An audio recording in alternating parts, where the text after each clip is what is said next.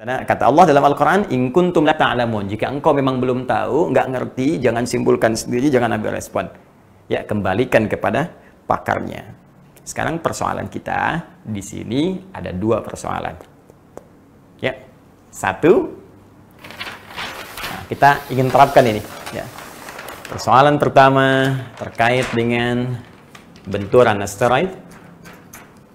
Apakah benar hari Jumat tanggal 15 Ramadan, esok hari, pas pertengahan Ramadan tahun 1441 Hijrah, akan ada asteroid yang menabrak bumi sehingga menghasilkan satu benturan yang dahsyat, yang dari situ persoalan kedua muncul, menyebabkan duhan, ya, yang menghadirkan rentetan peristiwa-peristiwa dan nestapa-nestapa yang mendalam.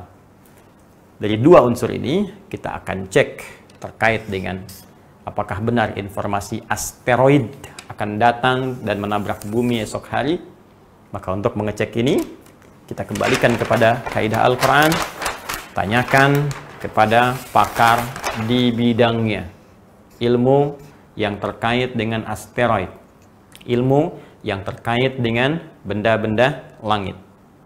Maka ini, mohon maaf sekali lagi, bukan objek kajian dari para ustadz, yang apalagi spesifik pembahasannya hukum-hukum turunan fikih ibadah saja atau fikih muamalah saja, tapi kita mesti cross check ini informasinya dengan menurunkan pada golongan orang-orang yang memang spesifik mempelajari bidang astronomi.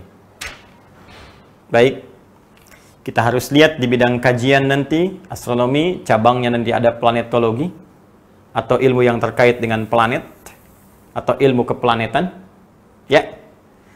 Objek bahasan dari sini diantaranya asteroid, ya, atau disebut dengan planetoid atau planet minor, ya istilahnya. Lembaganya kita cek, karena bukan Ustadz Adi Hidayat, bukan UAH yang berwenang di sini. Ya, kita harus cek memang yang pakar, astronom-astronom yang mengkaji persoalan ini. Maka kita punya lembaga otoritatif, LAPAN misalnya, ya. Lembaga Penerbangan dan Antariksa Nasional, ya, ada Observatorium Bosca di Bandung, ya, ada NASA di Amerika dengan bidang khususnya misalnya Shineus, ya. Nah, ini kita coba gali karena saya bukan bidangnya di sini dan ini lembaga otoritatifnya.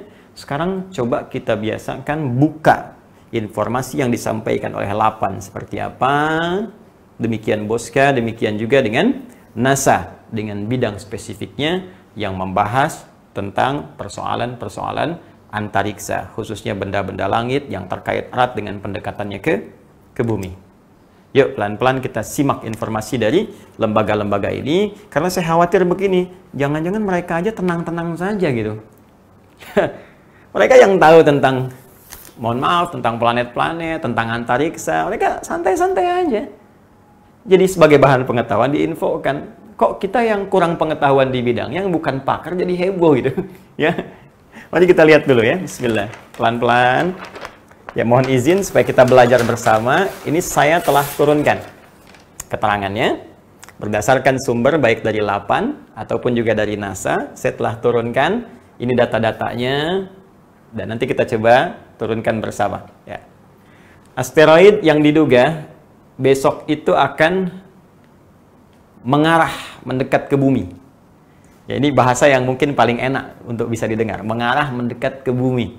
Ya, jadi bukan konteksnya membentur gitu ya. Membentur apalagi menabrak ya. Nah, ini disebutkan oleh para ahli di LAPAN, Bosca juga NASA. Ini asteroid 2016 HP6 ya. Ya, 2016 HP6 HP6.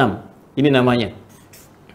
Jadi nanti ada banyak asteroid yang diidentifikasi, yang bahkan dari sejarah ke belakang pernah juga diurutkan dan untuk memudahkan diberi nama. Ya, misal nanti di tanggal 9 September, 14 September tahun lalu, ya ada juga kan yang mendekat ke arah bumi. Kemudian nanti di bulan Mei yang 2018, seingat saya juga ada juga. Ini jenisnya sama, yang 2018 dengan ini. Nah, ini yang hari Jumat, ya teman-teman, esok hari yang diidentifikasi mendekat ke bumi. Nah, ini jenisnya. Lalu bagaimana datanya? Ya. Pertama, kecepatan ia itu 5,72 km per detik per second. Ya, per second. Jadi 5,72 km per second. Ya. Baik, pelan-pelan. Yang kedua, waktu yang mendekati bumi, waktu universalnya, ya, universal time-nya, UT, itu ada pada hari Kamis, hari ini, pukul 21.48, tapi universal time, ya. Karena sifatnya universal time, maka kemudian ini kalau kita arahkan ke waktu Indonesia bagian barat, maka setidaknya jamnya akan serupa dengan jam 4.48 pada hari Jumat. Jumat subuh. Ya, tanggal berapa? 8 Mei 2020. Bertepatan dengan 15 Ramadan. Baik. Jadi kalau kita katakan ada asteroid, diidentifikasi asteroid 2016 HP6, dan kemudian punya kecepatan 5,72 km per second, ya, dia mendekati bumi pada hari Kamis pukul 21.48 universal time, waktu universal, atau hari Jumat, ya, subuh jam 4.48 waktu Indonesia bagian barat, bersamaan dengan 15 Ramadan. Wah, ini bagaimana nih? Nabrak nggak kira-kira? Belum selesai informasinya, kita turunkan dulu informasi dimaksud supaya lebih bisa sempurna dan kita bisa pahami dengan jelas. Bismillahirrahmanirrahim. Yuk kita lihat. Ini baru 2. 3. Jaraknya, walau kecepatannya 5,72 km per second, tapi jaraknya dari bumi 1,66 juta kilometer. Bayang nggak? Silakan ukur. Paling gampang gini, ngukurnya 4,3 kali jarak bumi ke bulan. Jadi Anda bayangkan nggak? Bulan saja yang berotasi ke bumi tuh. Muter. Tandai nanti pasang surut, ya, gelombang yang ada di laut. Pasang. Bisa kelihatan putar. Menentukan nanti dalam bulan Hijriah. Apakah 29 hari, 29,5, dibulatkan ke 30 atau ditarik ke 29. Itu kan berdasarkan nanti bulan, ya, Hijriyah, Qamariyah namanya. Baik, Anda bisa bayangkan bulan saja yang berputar, nggak pernah kita khawatirkan nabrak bumi. Ini ada benda jaraknya 4,3 kali bulan ke bumi, 4 kali lebih dari bulan, ya.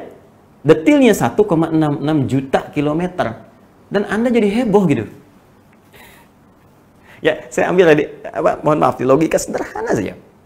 Bulan, ya, setiap hari malam, alhamdulillah kita bisa amati dalam waktu-waktu yang terang khususnya, punya jarak dengan kita. Dia berotasi ke bumi, ya. Alhamdulillah nggak pernah nabrak bumi, dan kita nggak pernah khawatir. Ada benda sekarang 4 kali jaraknya lebih jauh dibandingkan jarak bulan ke bumi, 4 kali lebih jauh, ya. Dan Anda khawatir benda itu nabrak bumi, kenapa nggak Anda khawatirkan bulan? Yes. Baik, ini data yang disampaikan oleh NASA, dari LAPAN, dari Boska, dan sejenisnya. Baik, yang paling menarik begini. Ini asteroid, ya, 2016 HP6 ini, 2016 HP6, ini pernah juga mendekati bumi, teman-teman. Yang tadi saya sebutkan, 13 Mei ini, bulan Mei, 13 Mei 2018, tepat teman-teman 2 tahun yang lalu. Jadi sekarang sebetulnya fase dia yang kedua. Ya, mau masuk ke kita itu mendekati ke arah bumi, fase yang kedua. 2 tahun setelah periode 13 Mei. Ya, 2018, sekarang tepat 8 Mei 2020 mau mendekat. Cuma yang paling menarik, waktu 13 Mei itu jaraknya 831.000. 831.000 tepatnya 672 km.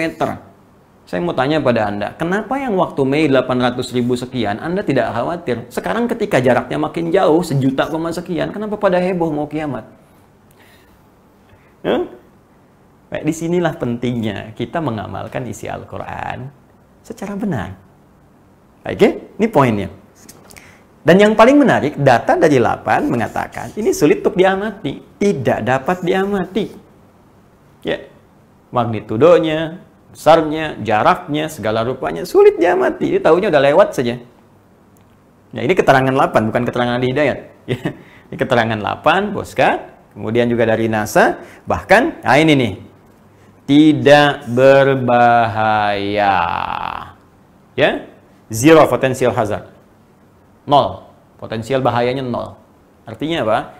Jadi dari lembaga yang otoritatif, baik NASA, kan? Kemudian juga ada LAPAN, ada WOSCA, dan tentunya juga di Eropa punya, negara-negara lain juga punya. Yang paling menarik, mereka tidak pernah menyimpulkan bahwa benda itu, asteroid 2016, HV6 itu, akan membentur dengan bumi. Ini analisis lembaga otoritatif. Karena itu saya tidak melihat satu gejolak di media misalnya, ya baik sifatnya online ataupun yang lain, yang berisi media-media yang otoritatif untuk mengabarkan berita. Saya tidak melihat di Amerika ada heboh misalnya, di Eropa ada heboh, atau tetangga-tetangga kita ada heboh. Kan orang Islam itu bukan di Indonesia saja, di Arab banyak orang Islam.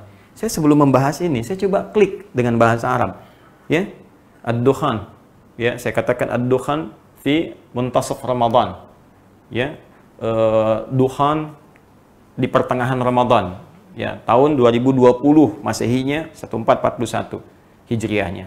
Nggak ada berita, yang keluar malah hukum rokok. Bagaimana hukum rokok? Dukhan kan dalam bahasa Arab juga asap rokok, ya. Di tadkhin tuh merokok, dukhan tuh rokok.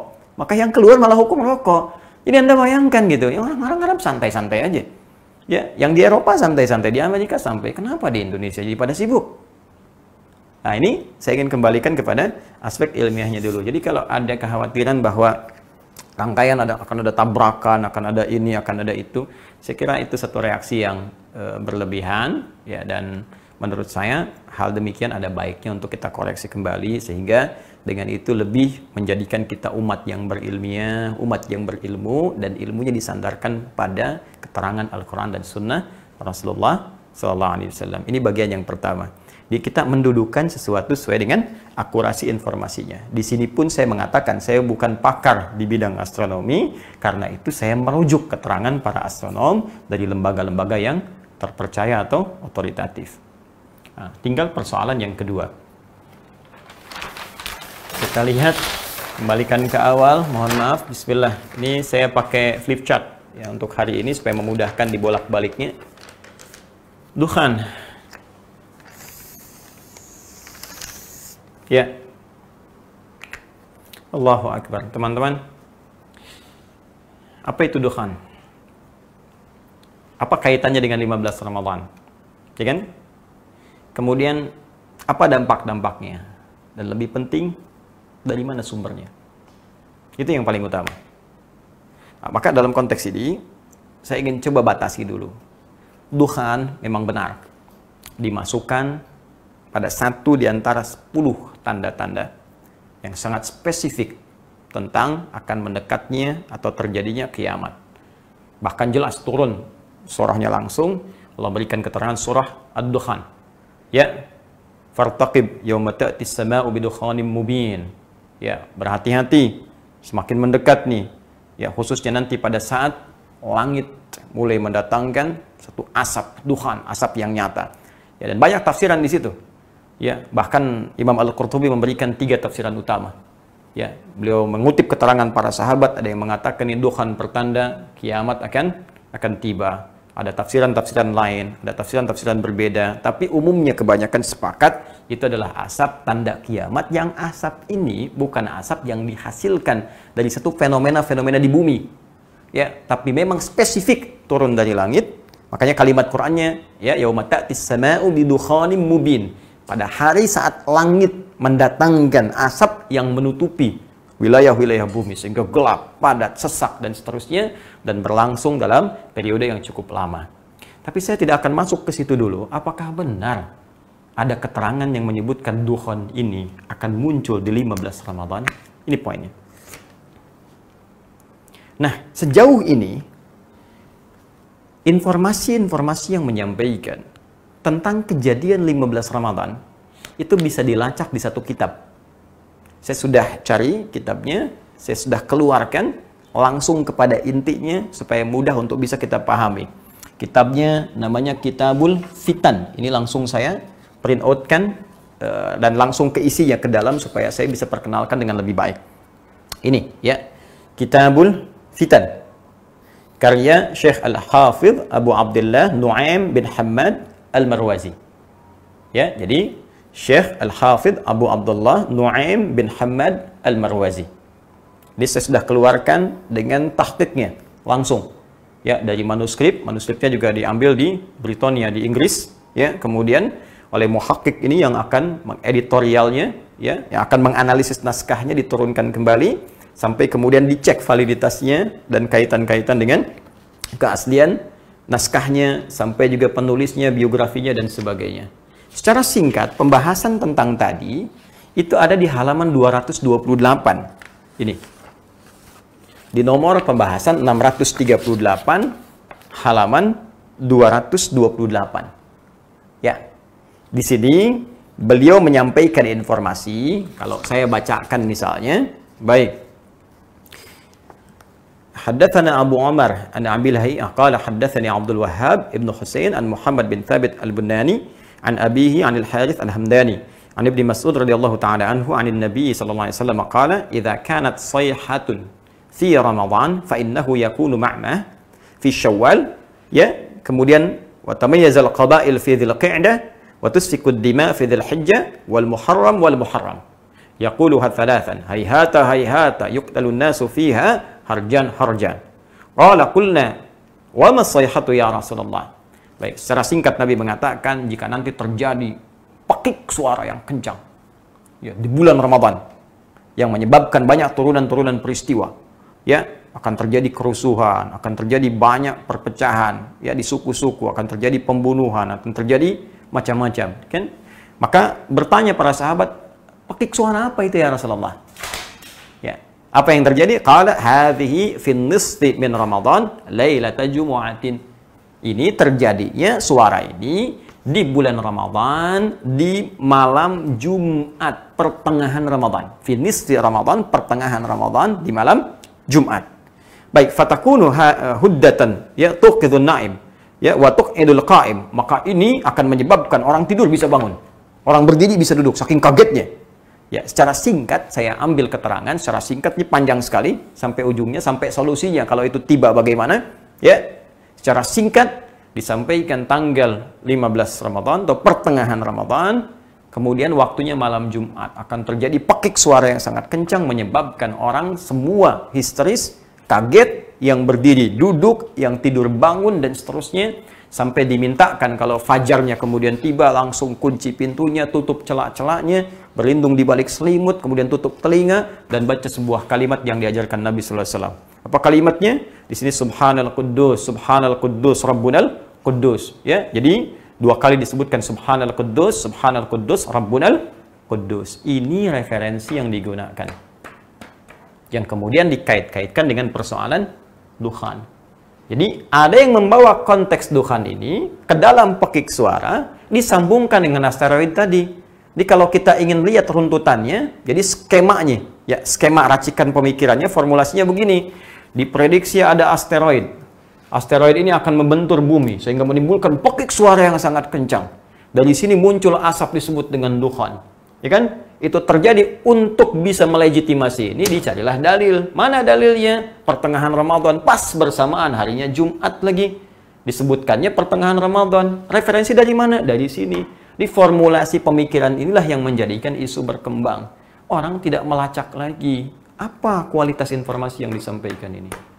Validasinya apa? Karena ini disebutkan riwayat, apalagi hadis, maka kepakarannya pun bukan astronom. Ya, jadi jangan kebalik. Jangan astronom bicara hadis, jangan orang-orang hadis yang nggak tahu astronomi bicara astronomi. Mesti ada sinergi di sini. Nah, ini penting saya sampaikan kalimat saya ini secara umum, secara global. Karena kita ini kadang-kadang gini, kalau bicara kesehatan, kita semua ikut ke dokter. Dengar nasihat dokter. Ya, tentang ekonomi kita ikut masalah ekonom. Ya, apa pandangan ekonom begini, kita ikuti. Tapi kalau sudah bincang agama, kayaknya semua jadi pakar gitu. Ini ngasih fatwa. Ini yang paling bahaya. Padahal urusan agama itu yang paling kompleks. Lebih daripada eksak itu. Ya, ini kompleks sifatnya dan bukan hanya membahas persoalan fisik, tapi metafisik. Bahkan dimensinya bisa lepas daripada dimensi dunia. Lebih jauh lagi. Karena itu kita kembalikan analisis ini kepada pakarnya di bidang hadis, yaitu ahli-ahli hadis yang bisa menilai riwayat ini. Yuk kita lihat komentar para ahli hadis. Sebetulnya kalau teman-teman punya kitab ini, itu sebelum masuk ke mukaddimah, begitu dibuka, ini yang tampil pertama di depan, ya makanya saya coba printkan supaya bisa ketahuan, ya ini kopinya. Kemudian setelah itu nanti ada tampilan jilid yang pertama, Al-Mujallad Al-Awwal. Ini saya buka. Nah, ini Kitabul Fitan Al-Mujallad Al-Awwal. Ya. Setelah itu, sebelum masuk ke mukaddimah, muncul komentar dulu para ahli hadis, dimunculkan di sini oleh pentahqiqnya mengenai kualitas hadis-hadis yang ditampilkan di buku ini keseluruhan. Bagaimana kualitasnya? Sehingga ini menjadi pesan yang kuat untuk kita. Bagaimana menilai ya keterangan informasi yang sampai di buku ini supaya kita tahu, jangan salah baca nantinya. Anda baca hadis-hadis palsu, al-mudhu'at misalnya kan, lalu disimpulkan hadis Nabi ini, padahal buku itu dituliskan untuk memberi info kepada kita, ini hati-hati, ini ada hadis palsu. Ya, jelas sampai di sini. Jadi bukan berarti hadis palsunya harus dimunculkan, tapi untuk diketahui ini hadis palsu. Karena itu, dalam konteks kitab ini pun qalu fil muallif wal muallaf. Komentar ya tentang para pakar khususnya ahli hadis fil muallif mengenai pengarang buku ini. Ya, tadi Syekh Abu Abdullah Nu'aim bin Muhammad Al-Marwazi. Kemudian wal muallaf dan kitab ininya, apa komentar mereka? Saya bacakan. 1. Al-Imam An-Nasa'i. Jelas beliau ahli hadis. Apa komentar beliau? Ya, beliau penulis Sunan An-Nasa'i, ya. Qad kathura tafarruduhu 'anil a'immah al-ma'rufin bi ahaditsa katsiratin fasara fi haddi man la yuhtajju bihi. Beliau ini, ya, Abu Abdullah Nu'aim bin Muhammad ini Al-Marwazi, kata Imam An-Nasa'i, qad kathura tafarruduhu 'anil a'immah al-ma'rufin. Ini sering banyak beda dengan para imam-imam ahli hadis yang populer, yang otoritatif. Ini seling menyelisihi, ya, seling menyelisih riwayat. Dan kaidah dalam ilmu hadis jelas mengatakan kalau ada satu riwayat menyelisihi yang lain yang lebih thiqah, lebih populer, lebih kredibel, lebih diketahui, apalagi tidak jelas misalnya, maka yang ini yang menyelisihi ditinggalkan. Ya, karena itu bi ahaditsa katsiratin, banyak riwayat-riwayat hadis-hadis yang diriwayatkan oleh beliau ini menyelisihi imam-imam yang lain yang lebih otoritatif, fasara fi haddi man la yuhtajju bihi, maka jadilah beliau ini ya dalam konteks hadis-hadisnya tidak bisa dijadikan hujjah. Nah, Imam An-Nasai imam, dia cuma ustad. Wah, Ustad Adi Hidayat ini imam, jelas, ya, ikut ustad, ikut imam, ya jelas saya pun ikut ini, apalagi Anda yang bukan ustad, imam juga bukan, gitu ya. Baik, kata beliau, hadis-hadis yang masuk di sini itu tidak bisa dijadikan dalil. Secara gampangnya ditolak. Secara gampangnya abaikan aja.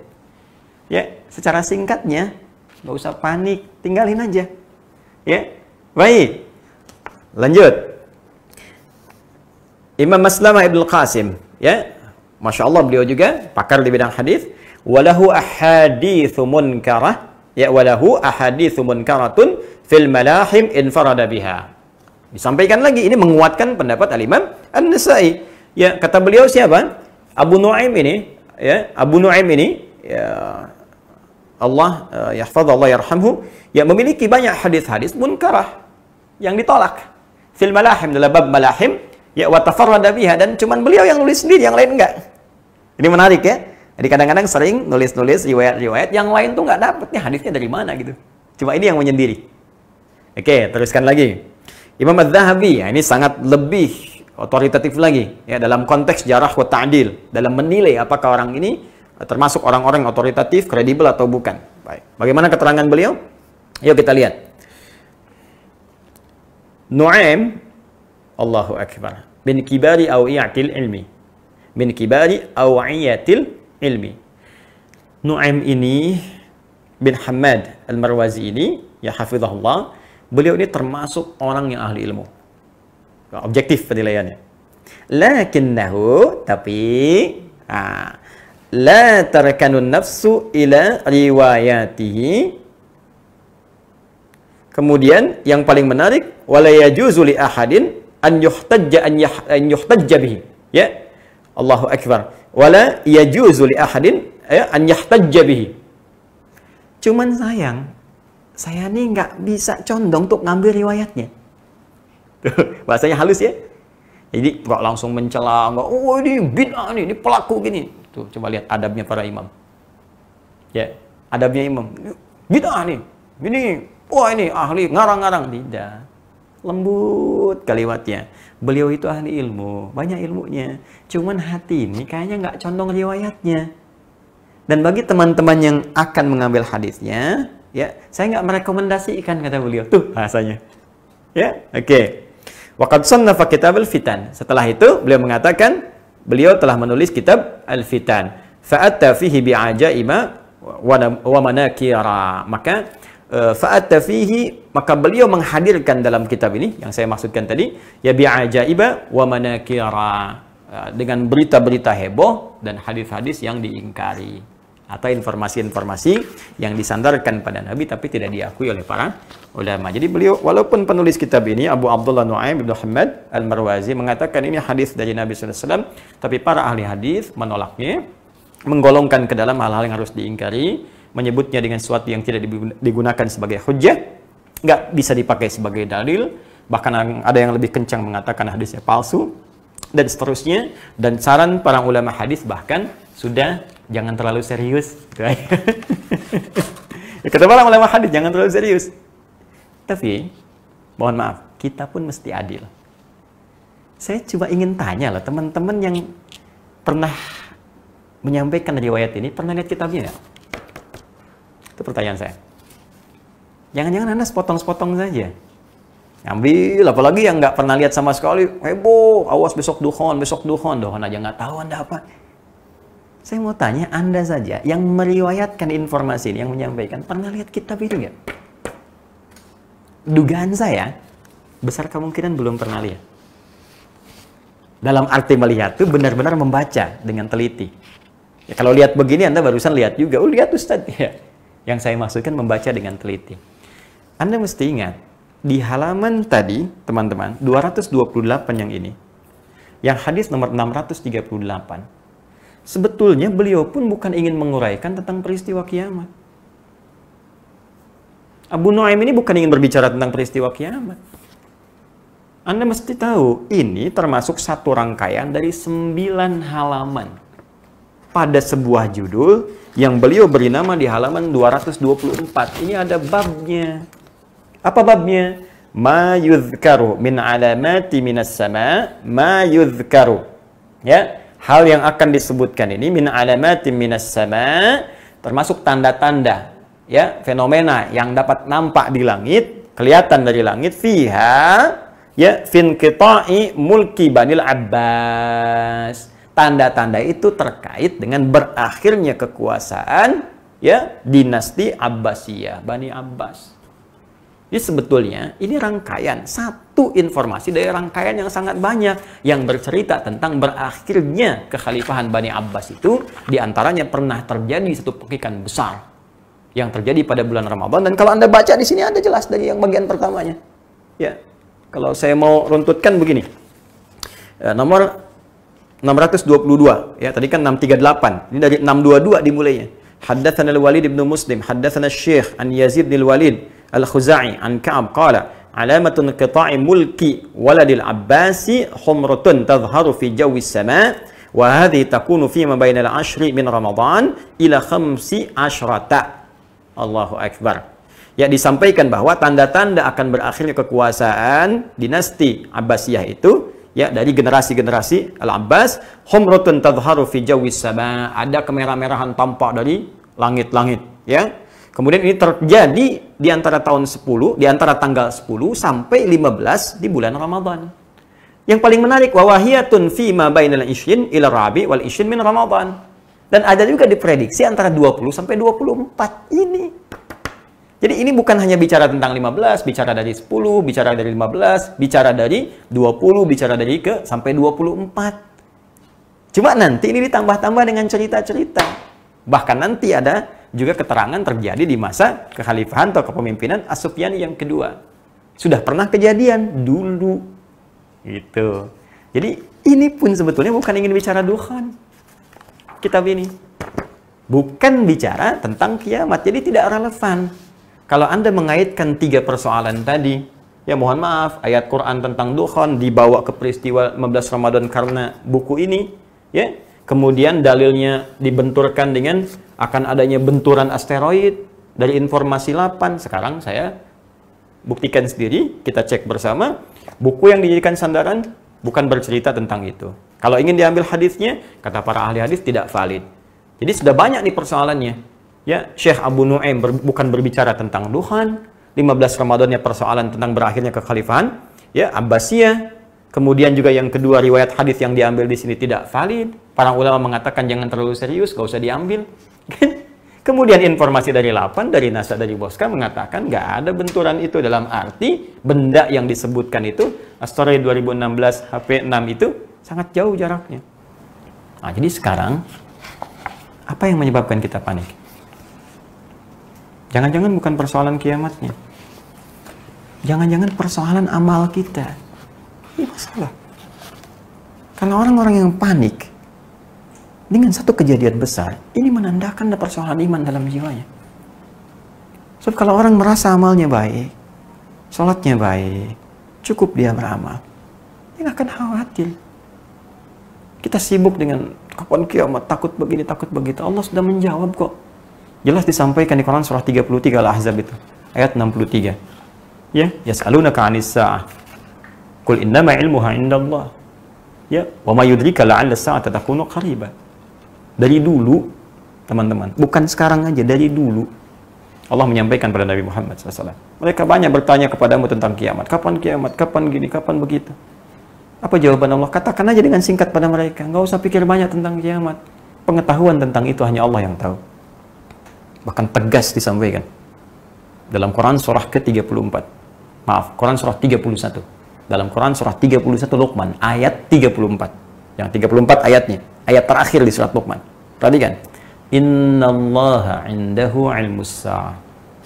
Hanya milik Allah pengetahuan tentang kapan terjadinya kiamat. Bahkan kalimatnya jelas disebutkan waktu. Ya, di Quran itu banyak. Kiamah, yaumul kiamah. Yaitu ada bahkan surahnya, surah ke-75. Ya, la uqsimu biyaumil qiyamah. Yaumuddin, yaumul akhir, tapi menunjuk pada waktu spesifik saat. Kalau sekarang saat itu jam.